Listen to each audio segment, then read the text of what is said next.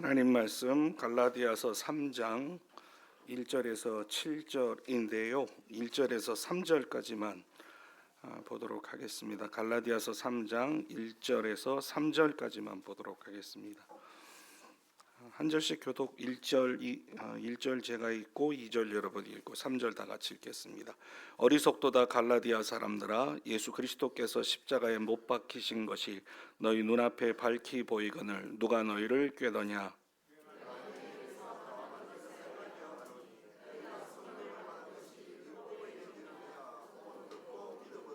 다 같이요. 너희가 이같이 어리석으냐. 성령으로 시작하였다가 이제는 육체로 마치겠느냐. 아멘. 오늘 본문 말씀에 1절, 2절, 3절 그리고 4절, 5절 개역성경 본문으로 보면 1, 2, 3, 4, 5절에는 물음표가 있습니다. 그러니까 당연히 의무문이겠죠. 형식은 의무문이지만 강력한 호소문이기도 합니다. 그래서 여러분, 우리가 갖고 있는 성경을 보면 1절에서 14절까지 단락 제목이 있죠. 그 제목을 보면 갈라디아 사람들에게 호소하다 이렇게 되어 있습니다. 의무문입니다. 분명히 의무문인데 바울은 여기에서 강력한 호소를 하고 있습니다. 그러면 바울이 호소하고 있는 내용이 무엇인가가 가장 중요할 것이고, 그것이 오늘 설교의 핵심이 될 것 같습니다. 저는 오늘 이 호소의 내용, 호소의 핵심 이 부분을 살펴보려고 합니다.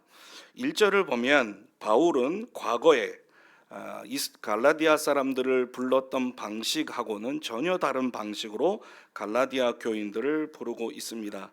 1절을 보시면 바울은 그동안의 갈라디아 교인들을 형제 또는 너희 이렇게 불렀습니다. 사람으로 부른 적이 없지요. 그런데 지금 어떻게 부르냐면 갈라디아 사람들아 이렇게 부릅니다. 상상을 좀 하면 갈라디아 사람들아 이렇게 부를 때는 상당히 텐션이 높은 소리를 막 지르는 그런 느낌이라고 말할 수 있습니다. 그리고 거기에다가 하나를 더 붙였습니다. 어리석다, 어리석은 이라는 형용사를 붙여서 1절과 3절을 보면 어리석은 갈라디아 사람들아 이렇게 문장이 되어 있습니다. 사실 바울은 1장 6절에서 이렇게 말한 적은 있습니다. 1장 6절을 보시면 그리스도의 은혜로 너희를 부르신 이를 이같이 속히 떠나 다른 복음을 따르는 것을 내가 이상하게 여기노라 이렇게 되어 있습니다. 바울이 사람이 믿음으로만 의롭다함을 얻는다 하는 이 복음의 진리를 갈라디아에 전했는데 갈라디아 교인들이 이것을 잃어버렸습니다. 여러분, 좀 어려운 말을 자꾸 들으시니까 어떤 면에서는 헷갈릴 수도 있을 것 같은데, 믿음으로만 의롭다함을 얻는다, 율법을 지켜서 의롭다함을 얻는 게 아니고 믿음을 믿어서 의롭다함을 얻는다, 써이자를 써서 제가 이신칭의라고 말씀을 드렸고, 어르신들은 예전의 어르신들은 이신득의 이렇게 부르기도 했습니다. 이 복음을 떠났단 말이죠. 그래서 바울이 그때 1장 6절에서 뭐라고 얘기를 했냐. 이상하다. 어떻게 그것을 잊어버릴 수 있니? 정말 이상하다. 이것이 6절이었습니다. 1장 6절. 그런데 3장 1절과 3절에서는 바울이 갈라디아 교회를 향한 책망이 1장 6절보다는 훨씬 더 셉니다. 훨씬 더 강력합니다. 그래서 3장 1절 전체를 보면 어리석도다 갈라디아 사람들아, 예수 그리스도께서 십자가에 못 박히신 것이 너희 눈앞에 밝히 보이거늘 누가 너희를 꾀더냐. 3절을 보면 너희가 이같이 어리석으냐, 성령으로 시작하였다가 이제는 육체로 마치겠느냐. 어리석다는 말을 2번이나 반복을 합니다. 바울의 느낌을 살려서 얘기를 하면 이런 것 같습니다.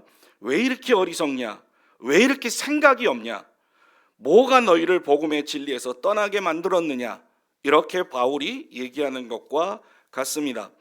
바울이 화가 난 이유는 갈라디아 교인들이 율법으로 돌아가고 있기 때문에 그렇습니다. 아주 분명합니다. 갈라디아 교인들을 향해서 바울이 화난 이유를 바울이 스스로 말하고 있기 때문에 그렇습니다. 여러분, 모든 사람은 자신 스스로 노력해서 온전한 상태에 이룰 수 없다는 것을 잘 압니다. 비단 그리스도인뿐만 아니라 모든 사람은 자신이 노력해서 온전해질 수 없다는 것을 잘 압니다. 심지어 자기가 스스로 세운 법도 3일만 있으면 지키지 못합니다. 이걸 뭐라 그러죠? 어려운 게 아닙니다. 작심 3일이라고 얘기합니다. 우리가 초등학교 다닐 때, 예전에 국민학교 다닐 때 방학이 되면은 시간표를 만들죠. 이렇게 원형을 만들어 갖고 6시 기상, 그다음에 몇 시 이거 있습니다. 방학 때는 평상시는 그렇게 안 일어났는데 방학 때는 왜 기상을 6시로 잡았는지 이해할 수가 없습니다. 오전 공부 일기 쓰기 하는데 그 다음 날 지킬 수가 없습니다. 3일까지 갈 필요도 없습니다. 인간은 자기가 세운 법도 3일이면 못 지킨다는 걸 확인하게 됩니다. 하물며 하나님께서 주신 율법을 유한하고 그리고 죄인인 인간이 어떻게 다 지키고 또 어떻게 행할 수가 있겠습니까? 절대로 인간은 율법을 지켜서 의롭다함을 얻지 못합니다. 여기서 문제가 하나 있습니다. 그것은 뭐냐? 우리가 의롭다함을 얻지 못하고는 하나님 나라에 들어갈 수 없다는 겁니다. 율법을 지켜서 또는 행함으로 우리가 의롭다함을 얻지 못하는데, 의롭다함을 얻지 못하면 하나님 나라에 들어갈 수 없습니다. 이거 심각한 문제 아닙니까? 그래서 하나님께서 우리가 아닌 자신이 일하시기로 하셨습니다. 하나님께서 영원에서 작정을 하셨습니다. 우리를 위해서, 저와 여러분을 위해서 하나님이 일하시기로 작정하셨습니다. 그리고 그 영원에서 작정하신 것을 시간 안에서 행하셨습니다. 하나님께서 시간 안에서 어떻게 행하셨느냐? 성자 예수님을 이 땅에 보내주시고 예수님께서 우리를 위해서 십자가에서 죽으셨습니다. 성자 하나님이 우리를 위해서 오셨다는 얘기죠. 뿐만 아니라 우리를 대신해서 모든 율법에 순종하시고 그리고 율법을 성취하셨습니다. 지난 달인가 제가 설교할 때 이 부분을 말씀을 드렸죠. 어려운 말이지만 한 번만 따라해 달라고 그러면서 수동적 순종, 능동적 순종 이렇게 얘기를 드렸습니다. 이거 정말 중요한 내용입니다. 그리스도께서 우리를 대신해서 십자가에서 죽으신 거, 당하신 순종 또는 고난받은 순종, 수동적 순종 이렇게 얘기를 하고, 우리를 대신해서 율법을 대신 지키신 것을 능동적 순종 또는 적극적 순종 이렇게 얘기를 합니다. 예수님께서 그렇게 하심으로써 의를 이루셨습니다. 그리고 그 의를 믿는 자에게 주십니다. 그러면 우리가 할 일이 뭐냐? 우리의 죄를 대신해서 죽으셔서 우리의 죄값을 하나님 앞에 내신 예수 그리스도의 십자가의 공로와 우리가 지킬 수 없었던 그 율법을, 우리를 위해 순종하신 예수 그리스도의 구속 사역을 믿기만 하면 우리는 의롭다함을 얻습니다. 한 번만 따라해 주십시오. 믿기만 하면 의롭다함을 얻는다. 우리가 율법을 지켜서 의롭게 될 수 없고 노력해서 하나님께서 받으시는 구원 백성이 될 수 없었는데, 오직 믿기만 하면 의롭게 여김을 받고 그 다음에 하나님께서 받으시는 구원 백성이 됩니다. 행함이 아닌 믿음, 그리고 내 노력이 아닌 하나님의 은혜, 이것이 복음의 핵심입니다. 갈라디아 교인들이 어리석게 된 이유는 바로 여기에 있습니다. 그들은 이 복음의 핵심을 잃어버렸고 또 잊어버렸습니다. 잃어버렸고 또 잊어버렸습니다. 십자가의 복음을 잊어버린 갈라디아 교인들은 이제 어리석은 사람이 된 겁니다. 원래 갈라디아 교인들은 어리석지 않았습니다. 지혜로운 사람이었습니다. 갈라디아 교인들이 어떻게 지혜로웠냐? 하나님으로부터 오신 지혜 자체이신 예수 그리스도를 믿음으로 지혜로운 사람이 되었습니다. 성경 고린도전서 1장 30절은 이렇게 얘기합니다. 한번 띄워주시기 바랍니다. 고린도전서 1장 30절 소리를 맞춰서 한번 같이 읽어볼까요? 너희는 하나님으로부터 나서 그리스도 예수 안에 있고 예수는 하나님께로부터 나와서 우리에게 지혜와 의로움과 거룩함과 구원함이 되셨느니라. 신학에서 아주 어려운 말이 하나 있습니다. 그것이 뭐냐면 하나님의 존재와 하나님의 속성은 일치한다, 이런 내용입니다. 하나님은 지혜를 우리에게 주십니다. 동시에 그분은 완전한 지혜 자체가 되십니다. 예수님을 믿었다 하는 말은 예수 그리스도께서 하나님의 지혜이심을 믿은 거지요. 갈라디아 교인들은 예수 그리스도를 믿음으로 지혜로운 사람이 되었습니다. 그런데 이제 그 지혜로웠던 갈라디아 교인들이 미련하게 되었습니다. 다른 말로 바꾸면 어리석게 되었습니다. 십자가를 잃어버리고 그리고 잊어버렸기 때문에 그들은 어리석은 사람이 되었습니다. 여러분, 십자가의 복음을 잊어버린 사람은 어리석은 사람입니다. 똑똑해서 공부도 잘하고 유명한 대학도 나오고 학력이 좋아도 십자가의 복음을 모르면 그는 어리석은 겁니다. 남들이 부러워하는 권력을 갖고 그래서 높은 위치에 올라가 있는 사람도 복음을 모르면 어리석은 겁니다. 그렇기 때문에 복음을 모르면서, 십자가의 복음을 모르면서 자기가 갖고 있는 지식이나 자기가 갖고 있는 학력이나 자기가 갖고 있는 권력을 주장하고 자랑하는 것은 지극히 어리석은 일입니다. 자, 갈라디아 교인들은 이렇게 어리석게 되어 버렸습니다. 미련하게 됐습니다. 그러면 이런 상태에 있는 갈라디아 교인을 향해서 바울이 이제 호소하기 시작합니다. 1절을 다시 한번 보겠습니다. 어리석도다 갈라디아 사람들아, 예수 그리스도께서 십자가에 못 박히신 것이 너희 눈앞에 밝히 보이거늘 누가 너희를 꾀더냐. 아주 중요한 문장이 있습니다. 예수님께서 십자가에 못 박히신 것과 그 다음에 뒤에 나오는 율법이냐 믿음이냐, 이 두 관계가 어떻게 연결되어 있느냐 하는 것이 오늘 설교의 목적입니다. 다시 한번 얘기를 드립니다. 십자가에 못 박히셨다. 예수께서 십자가에 못 박히신 것인데, 못 박히셨는데 그게 우리의 눈앞에 분명하게 선명하게 밝히 보인다 하는 이 첫 번째 사실과, 그 다음에 믿음으로 의롭다함을 얻지 행함으로 의롭다함을 얻는 게 아니다 하는 이 두 번째 사실이 어떻게 직접적으로 연결이 되어 있냐 하는 겁니다. 예수님께서 십자가에 달리신 것이 눈앞에 보이는 것과 성령을 받은 것이 믿음으로 받는 것이지 행함으로 받은 게 아니다 하는 이 두 번째 사실과 어떻게 연결되어 있느냐 하는 것이 오늘 우리가 알아야 되는 내용입니다. 십자가에 달리신 예수를 보면 구원을 자신의 행함이나 노력으로 받을 수 없다는 것을 알게 됩니다. 바꿔 말합니다. 십자가의 복음을 아는 사람은 행위로 구원받는다는 주장이 진리가 아니라는 것을 잘 알게 되어 있습니다. 십자가를 잘 아는 사람은 행위 구원론이 진리가 아니라는 것을 잘 안다는 얘기입니다. 십자가를 경험한 사람은 자신의 행위로 구원에 이를 수 없다는 것을 너무나 잘 압니다. 십자가의 복음을 아는 사람은 율법을 지켜서 구원의 의에 이를 수 없다는 것을 너무나 잘 압니다.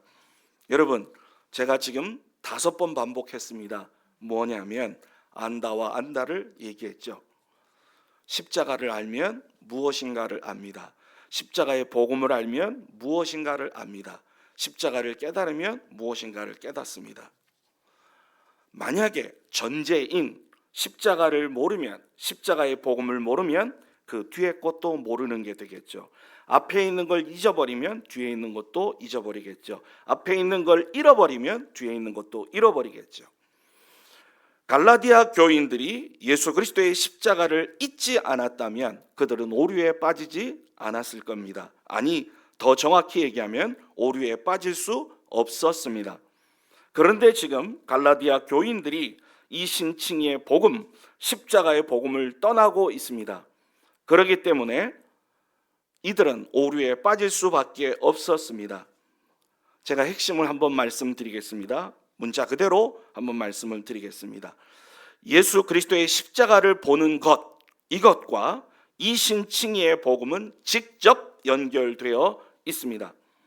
예수 그리스도의 십자가를 보는 것과 성령의 역사도 직접 연결되어 있습니다.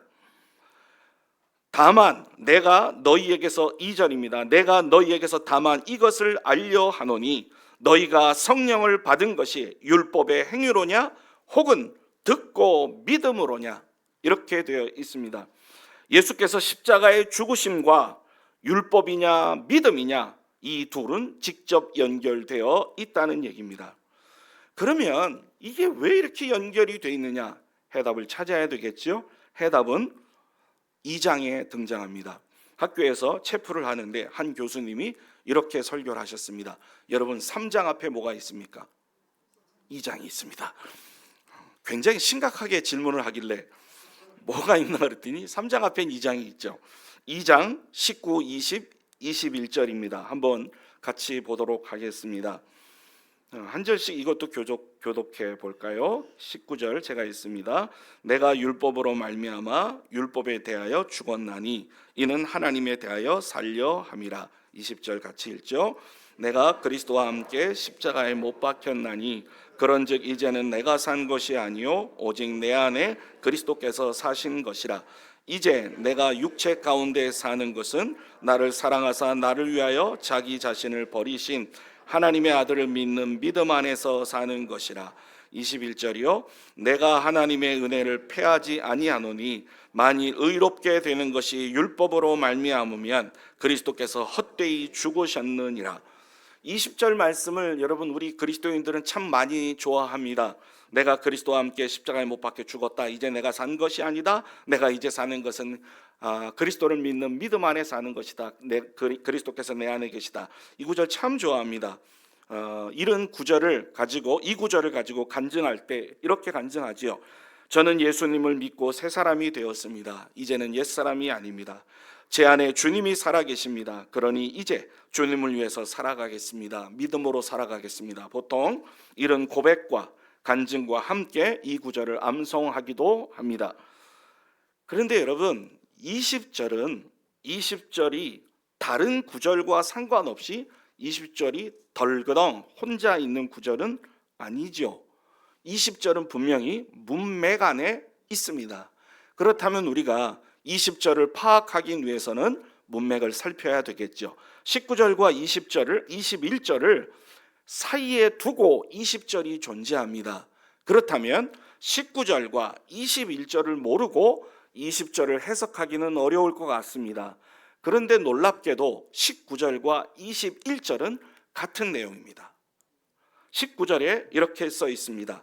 내가 율법에 대해서 죽었다. 여러분, 언젠가 제가 말씀을 드렸던 것 같습니다.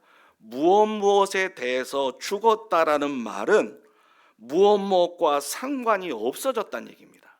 그러니까 율법에 대해서 죽었다는 말은 율법에 대해서 더 이상 관계가 없어졌다는 얘기입니다.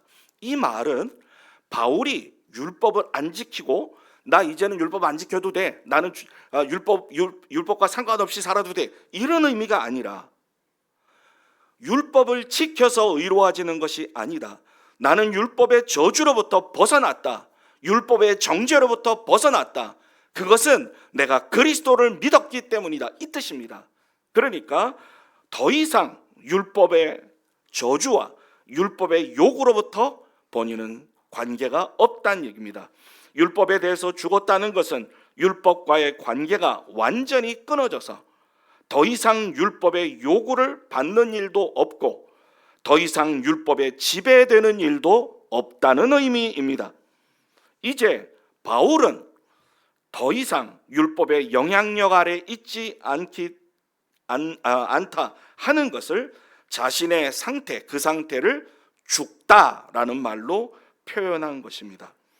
여러분, 지금 바울은 찔러도 피 한 방울 안 나오게 됐습니다. 율법에 대해서 그렇게 강력한 모습을 보이고 있습니다. 바울이 의롭게 이렇게 말을 할 수 있었던 이유는 의롭게 할 수 있는 것이 율법의 행위가 아니라는 사실을 깨달았기 때문에 내가 율법에 대해서 죽었다 이렇게 얘기할 수 있었겠지요. 여러분, 바울은 과거에 율법 안에서 그리고 율법적 행위를 통해서 의롭다함을 얻으려고 정말 발버둥을 쳤던 사람입니다.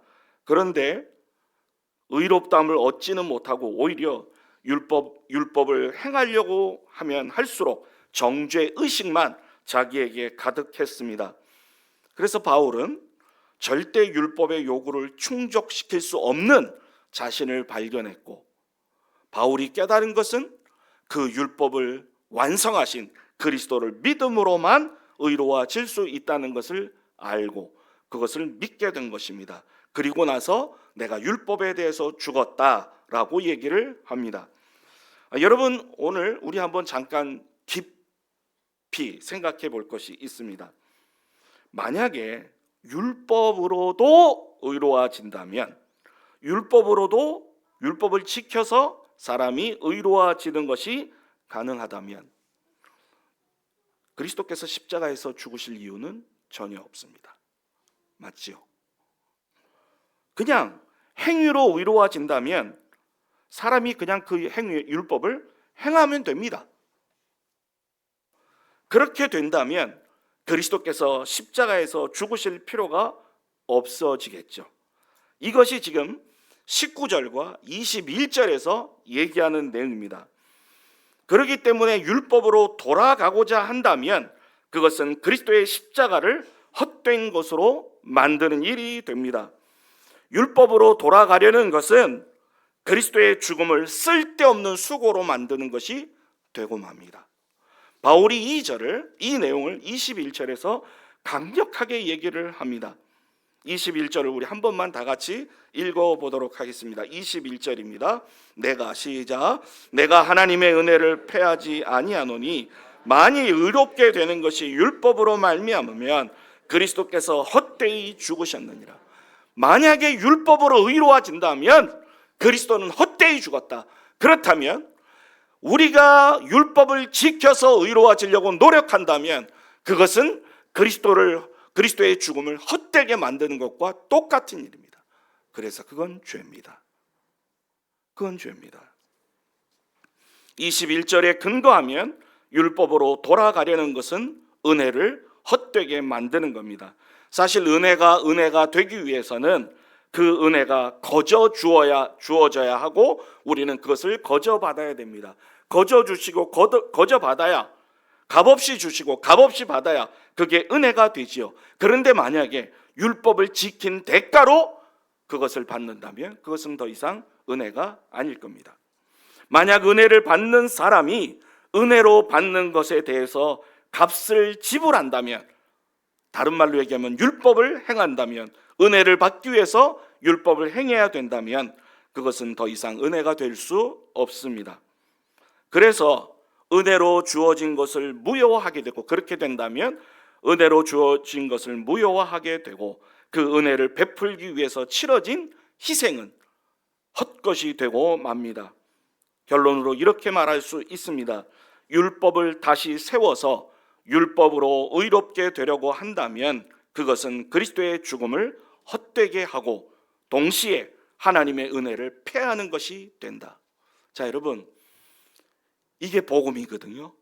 이게 율법과 십자가, 율법과 은혜, 율법과 행위, 이것이 연결된 내용입니다. 그렇다면 바울이 지금 머릿속에 있는 게 어떤 걸까요? 이 갈라디아 교인들이 단순히 자기가 전한 이신칭의의 복음을 떠나는 정도로 느껴질까요? 아니면 바울이 갈라디아 교인들이 십자가를 대적하는 거로 느껴질까요? 갈라디아 교인들이 교리를 잘못하는 정도로 이해할까요? 아니면 바울은 갈라디아 교인들이 지금 은혜를 폐하고 있다고 생각할까요? 당연히 후자입니다. 바울의 눈에 지금 갈라디아 교인들은 십자가를 헛되이 만드는 사람들로 보입니다. 바울의 눈에 지금 갈라디아 교인들은 은혜를 폐하는 사람처럼 보입니다. 그것이 갈라디아 교인들을 향해서 어리석다라는 말로 표현이 됐습니다. 19절과 21절을 제대로 알고 나면 20절이 확 바뀝니다. 내가 그리스도와 함께 십자가에 못 박혔나니 그런즉 이제는 내가 사는 것이 아니요 오직 내 안에 그리스도께서 사신 것이라. 이제 내가 육체 가운데 사는 것은 나를 사랑하사 나를 위하여 자기 자신을 버리신 하나님의 아들을 믿는 믿음 안에서 사는 것이라. 20절 말씀을 보면 안에라는 말이 나옵니다. 가운데라는 말이 나옵니다. 오직 내 안에, 내가 육체 가운데, 믿음 안에, 이렇게 말이 나오죠. 여러분, 그리스도와 함께, 내가 그리스도와 함께 십자가에서 죽었습니다. 본문에 그렇게 써 있으니까요. 나는 누구죠? 당연히 여기선 바울이죠. 그런데 내가 그리스도와 함께 십자가에 못 박혀 죽으면 나라는 존재는 없어집니까? 율법에서 해방되고 그리스도와 함께 십자가에 못 박혔다 할지라도 육체를 떠나 살 수는 없습니다. 그래서 여기 본문에 나오는 육체 가운데라고 번역된 이 의미는 부패한 본성을 가리키지 않습니다. 이건 그냥 바디를 얘기합니다. 그러니까 내가 십자가에 못 박혀 죽었다. 내가 이제 육체 가운데 사는 것은 내가 육체를 가지고 산다. 육체를 가지고 산다. 그것은 다른 것이 아니라 나를 사랑하시고 나를 위해서 죽으신 하나님의 아들을 믿는 믿음 안에서 산다. 믿는 믿음 안에서 산다. 이거 쉬운 말로 믿음으로 산다입니다. 믿음으로 산다. 한마디로 얘기하면 내가 율법에 대해서 죽었다. 그리스도와 내가 혼자 죽으면 지옥 가니까 그리스도와 함께 십자가에 못 박혀 죽었다. 그래서 이제는 내가 산 것이 아니다. 내 안에 그리스도가 사신 것이다. 내가 비록 육체를 가지고 이 몸을 가지고 살아가지만 이제부터 살아가는 것은 믿음으로 살아가는 것이다 하는 것이 20절의 말씀입니다. 여러분, 여기서 죽은 나는 하나님과 상관이 없는 나입니다. 세상을 따라서 내 멋대로 내 욕심대로 살았던 나입니다. 그 내가 죽었습니다. 언제? 그리스도께서 십자가에 못 박혀 죽으실 때 죽었습니다. 하나님과 상관이 없던 나는 죽었습니다. 바울은 자신이 이미 죽었다. 이제 바울 안에 그리스도가 사신 것이다. 그 말은 바울의 주인은 이제부터 주님이란 얘기입니다. 내가 사는 것은 내가 없어지는 것이 아니라 내가 믿음으로 사는 것이다. 비록 내가 몸을 갖고 살아가지만 남아있는 내 삶의 주인은 주님이시다. 그리고 나는 나의 주님을 위해서 살아갈 것이다. 나를 위해 대속 제물이 되어 주신 그리스도를 믿는 믿음으로 삶을 살아갈 것이다. 이것이 20절의 말씀입니다. 따라서 오늘 바울이 갈라디아 교회를 향해서 하셨던 이 어리석다라는 말과 그 다음에 내가 그리스도와 함께 죽었고 그리스도와 함께 살아간다는 말의 의미를 여러분이 한 번은 묵상해 주시기를 바랍니다. 이유는 우리가 다음 주 고난주간을 보내기 때문에 그렇습니다. 이번 주일은 우리가 돌아오는 주간 종료주일이죠. 그리고 우리가 고난주간을 보내게 됩니다. 혹이라도 십자가의 복음, 이 복음에 대한 은혜와 감격을 잃어버린 성도님이 계시다면 이번 기간에 회복하는 시간이 되기를 바랍니다. 바울의 강력한 호소를 잊지 마시기 바랍니다. 여러분, 십자가의 복음을 잃어버리면 그리고 잊어버리면 내 힘과 노력을 의지하게 됩니다. 모든 것이 하나님의 은혜인 걸 잊지 마시기 바랍니다. 기도하겠습니다. 존귀하신 아버지 하나님, 이 시간 바울의 호소를 우리가 듣길 원합니다. 은혜로 구원받았고 그리스도의 십자가의 은혜로 구원받았고 우리의 행위로 구원받은 것이 아니라는 것을 우리가 분명히 고백합니다. 하나님, 그럼에도 불구하고 우리가 순간순간 어리석은 사람으로 살아갈 때가 너무 많이 있습니다. 하나님, 어리석음을 벗어버리게 도와주시옵소서. 십자가의 복음의 은혜와 사랑을 되찾게 하여 주시옵소서. 그리스도의 십자가의 죽음을 헛되게 하지 않게 하시고 은혜를 패하는 사람 되지 않도록 하나님 역사하여 주시옵소서. 존귀하신 주 예수 그리스도의 이름으로 기도드립니다. 아멘.